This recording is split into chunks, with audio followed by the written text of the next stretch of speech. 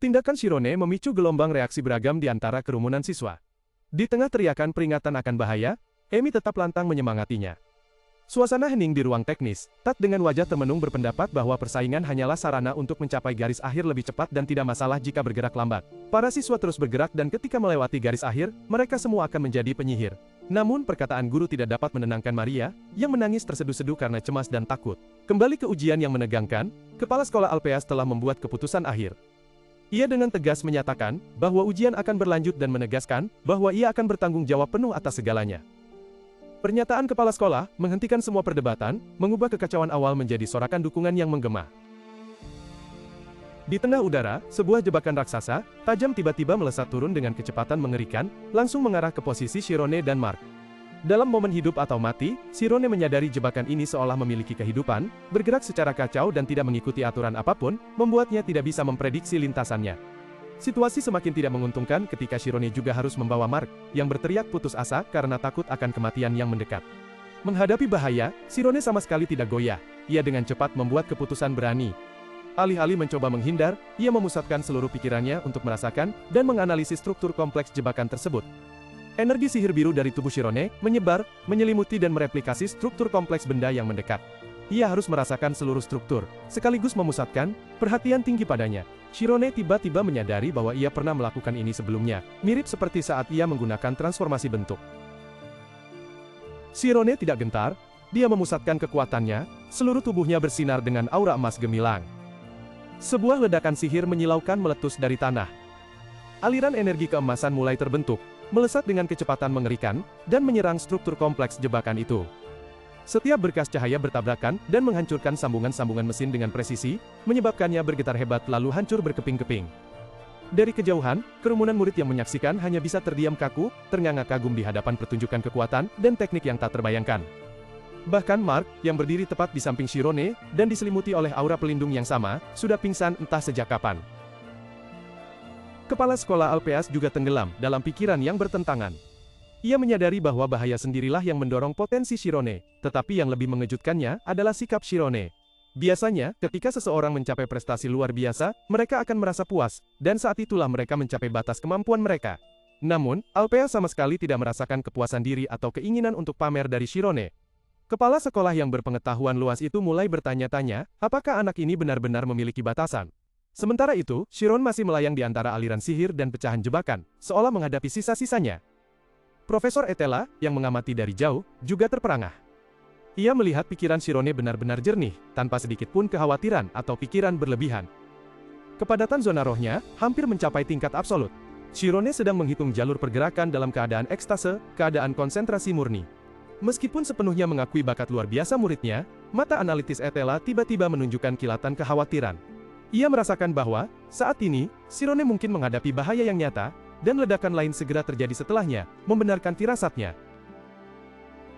Di tengah udara, Shirone melesat turun menembus hutan rintangan hitam pekat. Dia menyadari jarak di antara mereka semakin menyempit, hanya tersisa sekitar 1 meter, dan memahami bahwa dengan 10 meter yang tersisa, teleportasi biasa tidak akan membantunya melewatinya. Dalam sekejap, keputusan berani muncul di benaknya, dan mata Shirone bersinar dengan cahaya biru cemerlang. Daripada satu kali teleportasi panjang, dia akan memecah sihirnya, hanya menggunakan 10% energi, untuk setiap gerakan. Shirone menghitung di kepalanya serangkaian perintah kompleks, rute gerakan yang tepat, hingga setiap sentimeter. Seketika, jejak cahaya keemasan membentuk jalur berliku, berkedip lalu menghilang di antara massa hitam pekat.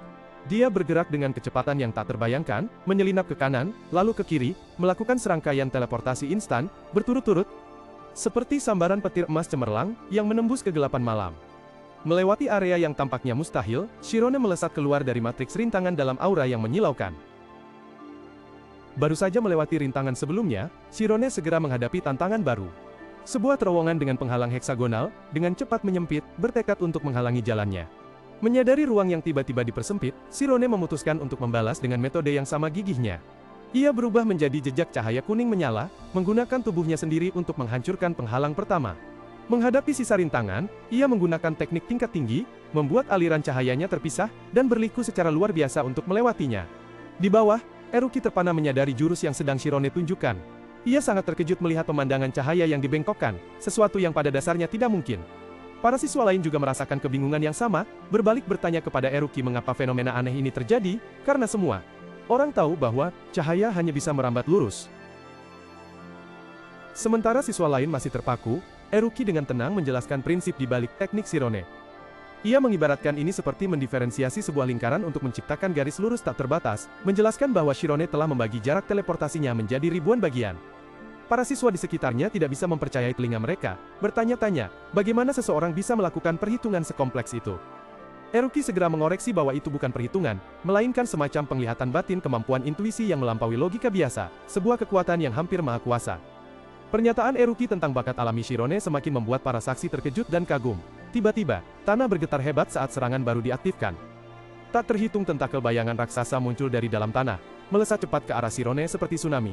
Kegelapan, siap menelannya. Shirone kewalahan dengan skala besar tantangan di depannya. Dari sisi tribun, para profesor berteriak ngeri saat menyadari bahwa itu adalah labirin naga dalam legenda, sebuah matriks gelap yang menyerupai kepala naga raksasa yang mengancam.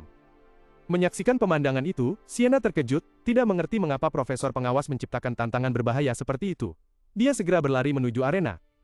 Sementara itu, Mark sadar kembali dalam kebingungan setelah dipindahkan, tidak tahu di mana dia berada. Kebingungan itu, dengan cepat berubah menjadi kengerian yang ekstrim, ketika melihat monster bayangan terbentuk di depannya. Ketika keduanya terseret ke dalam, Shirone tetap mempertahankan ketenangan yang luar biasa. Dia menyeret Mark yang berteriak ketakutan dan berkonsentrasi penuh, bertekad untuk menghafal seluruh urutan dan cara labirin itu dibuat. Di dalam labirin, Shirone tetap tenang luar biasa, matanya bersinar terang penuh energi saat menghitung langkah selanjutnya untuk keluar. Berbanding terbalik, Mark sangat panik, menjerit menangis memohon diselamatkan. Di luar, seberkas cahaya tiba-tiba menyelimuti Profesor Sienna dan memindahkannya. Dia muncul tepat di hadapan Profesor Ted, dan panik memintanya segera menghentikan alat ujian. Ted terkejut, menjelaskan bahwa ujian telah dibatalkan. Keterkejutan tampak jelas di wajah Ted saat Sienna berteriak bahwa Shirone dan Mark masih terperangkap di dalam. Menyadari kesalahan fatal, Ted segera berbalik dan berlari ke ruang kontrol dengan penyesalan yang mendalam. Tepat pada saat itu, Profesor Etela juga dipindahkan ke sana, wajahnya penuh kekhawatiran. Dia memanggil nama rekan-rekannya, lalu meneriakkan nama Shirone dalam kengerian. Teriakannya seolah bersamaan dengan waktu sesosok makhluk raksasa, dan menakutkan di dalam labirin, mulai terbangun dan menerjang Shirone. Berhadapan dengan labirin naga, Shirone buru-buru memeluk Mark, tubuhnya memancarkan aura emas terang untuk melindungi keduanya saat mereka melesat turun dengan kecepatan tinggi. Suara benturan keras terdengar, membuat pemandangan menjadi kacau. Menyaksikan pemandangan mengerikan itu, kerumunan siswa di luar berteriak ketakutan. Bahkan, para profesor tidak bisa menyembunyikan keterkejutan dan kekhawatiran ekstrim mereka, tak berdaya melihat kedua siswa mereka lenyap ke dalam kegelapan labirin. Di tengah suasana tegang, jam di meja dewan juri masih diam-diam menghitung detik demi detik. Jarum jam dan menit bergerak perlahan lalu bersama-sama menunjuk angka 12, menandakan waktu takdir telah tiba.